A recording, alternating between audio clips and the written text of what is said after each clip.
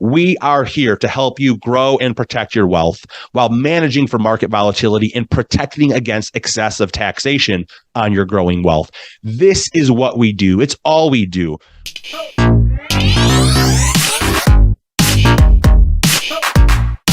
Hey there, welcome. Thank you for taking the time to watch this video, and thank you for your interest in our financial services firm.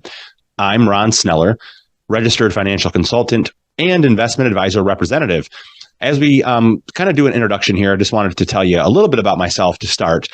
First of all, with my education, I graduated from the University of Michigan back in 2003 and went back to school and got my teaching certificate in 2005. So I spent the first part of my career in traditional education systems, working with middle schoolers and high schoolers, actually. You know, I taught and I coached, and I really liked that. But by the time I got in my early 30s, so this is 2011, I decided to make a transition into the financial services realm. And I started out working in the mortgage industry, and then I transitioned into insurance and retirement planning and investments. And so that's what I've been doing here for about a decade now, is helping people with their financial lives. So I still do education, but now I do financial education. I have an advanced retirement planning credential from the American College of Financial Services, and I belong to several professional associations, such as the National Association of Insurance and Financial Advisors, the $1 Million Roundtable, the International Association of Registered Financial Consultants. I could go on and on. I don't want to get into too much of the alphabet soup and all my credentials.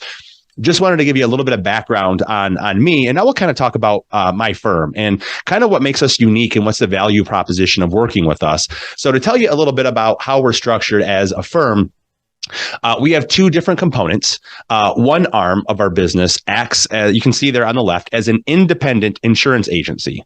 We have the ability to work with all the insurance companies who are licensed to do business in your state. And some of those insurance products, unlike the normal insurance we're used to buying, like homeowners insurance or auto insurance, we work with companies where their products are really built and designed for retirement planning and financial planning. And they are unique to the fact that it's insurance companies being the issuer of or the manufacturer of those products. Now, on the insurance side, we are independent, and that's really important. Most agents who are out there, they are captive, meaning that they work for one company and only sell one company's products. You go to your State Farm agent and he sells you a State Farm homeowners insurance product, right? You go to a Northwest Mutual agent and that agent sells you a life insurance policy from Northwest Mutual.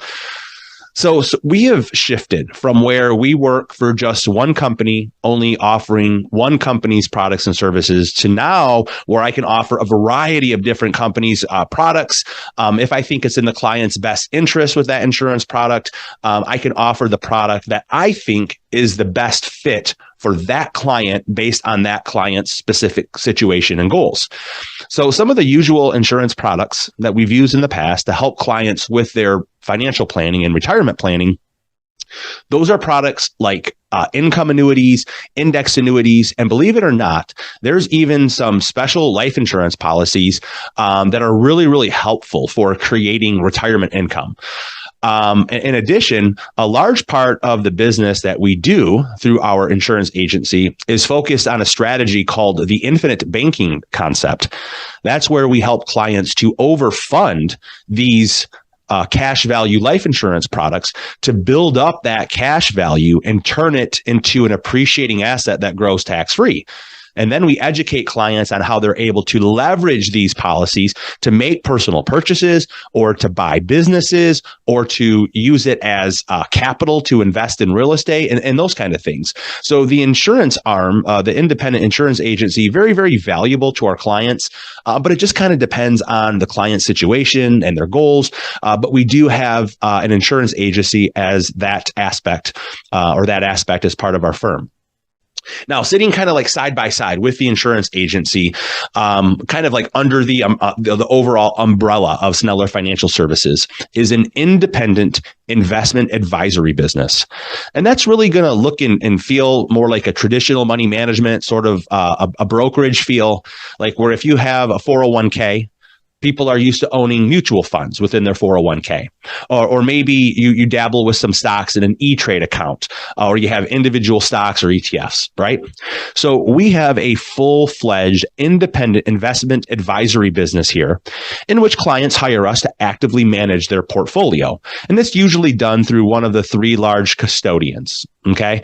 Your money doesn't sit here in our office in Clarkston, Michigan. No, it's TD Ameritrade, Charles Schwab, and Fidelity. Those are the big ones. The money sits there at those custodians, and clients hire us to be the investment advisors and actually make the investment decisions within those portfolios.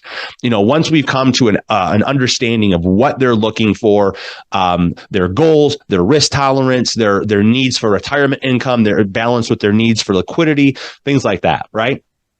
So those are the two aspects of our business that kind of sit side by side, the independent insurance agency with the independent investment advisory business. So kind of to understand our competitive edge and what sets us apart, how we're different than most financial services firms that you've seen, it's helpful to understand how the financial services industry is structured. So let me take a step back and show you a little bit about how our industry works. Now, we as financial professionals, we all go to school. We've been to school and we've got some kind of degree or credentials. Like you might get a law degree or you might get your CPA, which stands for Certified Public Accountant, and on and on. But none of those degrees or credentials allows a person to operate as or to become a financial advisor in the industry. What allows a person to do that is taking an exam, passing that exam, and getting a license to do it. And there are different licenses that allow you to do different things. And some are more driven at the federal level, while others are more driven at the state level. But once someone gets their license, now they have a choice to make as far as who they're going to work for and what kind of structure or what kind of model, or in the industry, what we call where are we going to hang our license. And as you see on your screen, there are really three main ways that you can do this. So the first option you see there on your left are these large Wall Street names that we all know of. These brokerage firms like Morgan Stanley, Merrill Lynch, Wells Fargo, UBS. They're affectionately referred to as wirehouse firms of the industry. Now that term is something that was developed a long, long time ago, but the name just kind of stuck and it's still around. But those are the four main wirehouse firms left. After all the consolidation that happened in the aftermath of the '08 crisis, it went down to those four. Those are the four main ones. So we all have a choice to make. And if I made that choice, I could take my license and I could drive over to the local Merrill Lynch office here in Bloomfield Hills, Michigan, and I could hang my license there. And I can promise you, they would love me to do that. They would love to have me run my practice through Merrill Lynch, right? There's no doubt about that. But here's the problem that I see working for these large wirehouse firms. They have a tendency towards their own products. There's some bias there. Like, so if you go look at Morgan Stanley, like one of their clients, you get a client statement and they've got $1 million there spread across 6 different Morgan Stanley mutual funds because Morgan Stanley has their own mutual funds. And you say to yourself, wow, okay, maybe I can believe that maybe Morgan Stanley's got the best small cap value fund because they were able to get a money manager or a fund manager. He's an absolute rock star. But do I really believe that every single one of these funds is the category killer or the leader, right? Do I really believe that? Probably not, right? Are they really the leader in each of the asset classes that they're trying to get exposure to, right? So clearly there's a conflict of interest because they're using their own funds to make more money. And that's why I talk about this conflict of interest. They have a tendency toward their own products. So you're not necessarily going to get the most unbiased objective advice. Like in this instance, they've got their client in 6 different Morgan Stanley funds, not the 6 best funds, but that's just the world that they live in. They make more money by promoting their own money managers and by promoting their own products. Now, look, having said that, there are a lot of great people and a lot of great advisors sitting in these wirehouse offices all over the country. There's no doubt about that. And this is not a personal thing. It's not an attack. I never attack anyone individually. I'm never negative with clients. I'm just explaining the structure And I believe that this is this brokerage model is a 20th century commission driven model. And I believe that it's flawed. I believe that it's run its course. There are some great people there, but personally, I don't want to be part of that structure. It's the Mother Merrills of the world dictating the rules of Wall Street, passing them on down, putting shackles on the advisors to tell you what you can and can't do, what you can't sell, what you have to sell, pushing you one way because there's proprietary products and there's sales quotas to sell those products. That's the structure I have a problem with. And that's why I've decided to not choose to work with one of these big wirehouses like Merrill Lynch. And it's also why, like, when you walk into my office here in Clarkston, Michigan, it's nice and clean. It looks like a law firm and a financial advisory practice. It doesn't have a big old, a Merrill Lynch sign on the wall. There's not TVs everywhere, scrolling all the ticker symbols, everything like that. It doesn't look like a big money center like those old Schwab and Fidelity buildings, right? It is an office for personal investment advisory. Now, there's a second choice that you see in the middle of your screen there where I could hang my license, and that's through the bank channel, the one you see in the middle. Now, let me give you a little history lesson here. Now, back in the 1940s, there was actually a law that was passed called the Glass-Steagall Act. And that's the reason why banks actually couldn't be in the investment business for such a long time, was because of this law that was put into place in the 1940s. And it had been in place for a very, very long time. Again, it's called the Glass-Steagall Act, which basically forbade banks and bank holding companies from being in the investment business. So there was a wall put up between the two. And I'll tell you what happened. In the 90s, that law was repealed, which opened up the door for banks to actually now to come in and be in the investment and brokerage side of the business. So that's why, like, now, if you're driving through your bank drive-through, you'll see signs for, hey, start a 529 plan here, or roll over your IRA or your 401k plan here. Here's the thing. I choose not to hang my license there because I do believe that that model and that structure is flawed as well in a different way. And that way is because usually with the bank, there is no dedicated relationship, and it is a very transactional based type of experience when you're working with a bank. So the typical scenario is what they do is they hire somebody who likely is of lesser experience. In this example, let's call him Little Johnny. Okay. So Little Johnny, he's an ambitious young man. He's looking to cut his teeth in the financial business. So Little Johnny goes to work in the bank, and they give him a nice cube in the lobby, and they train him what to do. And then they, what they also do is they train tellers now how to spot the money. So when Mrs. Jones comes in, and because her $100,000 CD has come due, and she complains about the paltry interest rates, and she's upset, she's not sure what to do, the tellers know exactly what to do. They say, Mrs. Jones, why don't you go over there and see Little Johnny? He's a nice young man. He's extremely sharp and intelligent. I bet you he's got some ideas on what you could do with that money. And here's the thing. Sure enough, Little Johnny has some tools in his toolkit. What does Little Johnny have?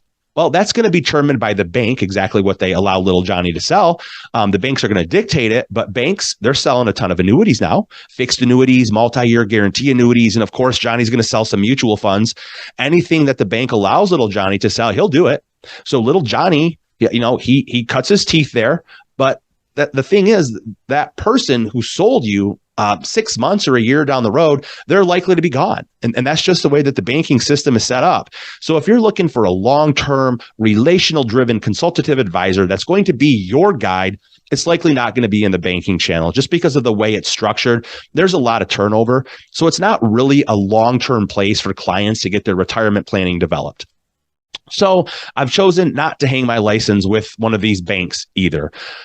What I've chosen to do is the third option that you see on the right-hand side of your screen. And this is the only way that I believe that an advisor can operate in the 21st century. It's in this third space, this world that we call the independent world. And that's what I've chosen to do. I've hung my license with a large independent advisory firm based out of Chicago called Brookstone Capital Management. Now, Brookstone is an independent fiduciary advisory firm.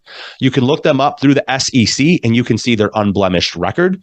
They're a phenomenal company to do business with. And through them, I have access to literally the entire universe of investment options and investment vehicles with virtually no limitations. It allows me to then pick and choose what I believe is in my client's best interest. And here's the thing. I'm not captive with Brookstone. I don't work for Brookstone. So there are no sales quotas. There are no proprietary products that they've created that they're pushing me to sell to clients. It is pure independence. And that is key. And then number two, I've got this license that allows me and actually forces me to act in the client's best interest because I am a fiduciary. So it's very important for you to understand that there are actually two standards of care in the industry, the highest one being the fiduciary standard. And we'll talk about that a little more here in a bit. And while maybe you've never heard of Brookstone Capital Management as opposed to some of the larger banks and brokerage firms, but again, I believe that this is the only way for me to operate in the 21st century with the most objectivity, the most choices, and the most flexibility to truly do what is in the client's best interest. It's the independent channel. Now, with that said, Brookstone itself is pretty large. They manage over $8 billion of client assets, and they were actually named the #1 fastest growing independent advisory firm in 2021 by Financial Advisor magazine. So that is where I've decided to hang my license and why. And we've had some really, really great success with Brookstone in that relationship with some really sophisticated portfolios with a heavy, heavy theme or dose of risk management in order to prevent large losses or drawdown. Now, let's kind of talk about this last thing here. Let's talk about the compensation, how we get paid. Now that you know about some of the backgrounds and the histories and some of the licenses, whether you work with us or any other firm around the country, there's really only two ways that advisors can be paid. It's quite simple. One is commissions and the other is fees, which we just talked about. Now, specifically in our practice, we talked about how we have an independent insurance agency here. The vast majority of those insurance products that we've had great success using them to help with financial planning and retirement planning, but they are ones where the insurance company pays us directly. So the advisor's compensation isn't deducted from your account. Many clients like that. And so some agents, they try to sugarcoat it. They call it a finder's fee. But at the end of the day, let's just be clear. It is a commission. Now, that's not up to me. It's not my choice, but it's the way the insurance industry is set up. The products that are made and manufactured and distributed through the insurance industry are compensated with a commission. So if we go down that road with a part of your financial plan, which obviously I'm not sure about at this point, having not met you, but if we were to do that, I would tell you at that point in time. And so that's one way we can get paid. We are set up on the insurance side where we are paid a commission for the products, for the insurance products. And again, we're only recommending the insurance products if we believe that they're truly in your best interest. And then the second way we talked about being compensated goes back to the 1940 law, right? The bread and butter, really, of what we do here at Sneller Financial Services, more on the traditional money management side. And that is we charge an ongoing asset-based fee. This is based on a percentage of the accounts that we manage. So the typical fees can really kind of start somewhere around 1.5% annually. And that's all in, right? And then it goes down from there, kind of depending on the size of your portfolio, depending on some of the other things potentially. So we are very, very competitive, and we are nowhere near the highest in the industry. But you know what? We're probably not the lowest either. And we really don't want to be because of the massive value that we provide. But 1.5%, again, all in. That way, the way we're doing it, there's never any commissions. There's never any trading costs, transaction fees. So this makes it extra competitive. And so we take those fees, we deduct the fees on a monthly ongoing basis from that portion of the portfolio where we're managing the money. And again, that's on the account that's going to look and feel more like a traditional brokerage, stocks, bonds, mutual funds, ETFs, things. We talk more about that portfolio on a one-on-one basis where we're giving you the individualized investment advice. But the commissions through the insurance and the ongoing money management fees through the investment advisory service, those are the two ways that we get paid. It's simple, and now it's out there. And finally, just kind of moving on here and wrapping up. This is the key phrase that I've used for a long, long time. We have access to a broad universe of investment options and vehicles with minimal limitations. As independent fiduciary advisors, this allows us to choose what is truly best for our clients. We are here to help you grow and protect your wealth while managing for market volatility and protecting against excessive taxation on your growing wealth. This is what we do. It's all we do. We provide comprehensive wealth management solutions. We are not transactional based. We are here for you. We are your guide. We are your consultant. We are your personal CFO. You can think of it like we're your financial quarterback, but better yet, we play on both sides of the ball with the insurance agency providing the championship defense and Brookstone Capital Management running point on offense. We have helped hundreds of clients just like you, and it's really that simple. So if you're interested in scheduling a complimentary consultation, I've included a link to my scheduling app below. So thank you for taking the time to watch this video, and thank you for your interest in our firm, and I hope that we get a chance to work together. All right, bye-bye.